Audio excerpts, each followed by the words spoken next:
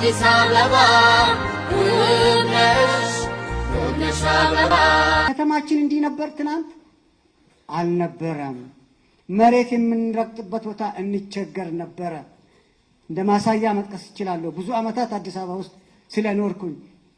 በአሁኑ ሰዓት ግን የኔ ነው፣ ያንቺ ነው፣ ያንተ ነው ሳንል በአንድነት በጋራ በመሆን በመተሳሰብ በጋራ በመስራት የኔ ነው የኛ ነው ብለን በመስራታችን ከተማችን ዛሬ እንዴት እንደሆነች እያየነውም ነው።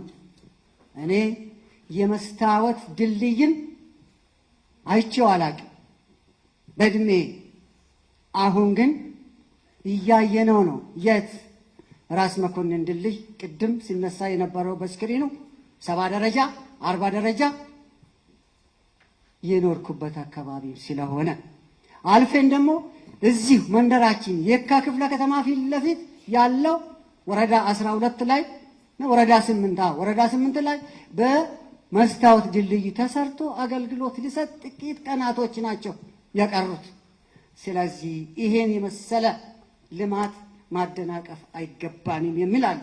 አይባስ ፍቅሯን ቀርባ ይሄው ጉድ ሰራችኝ አዲስ አበባ አዲስ አበባ አዲስ አበባ አዲስ አበባ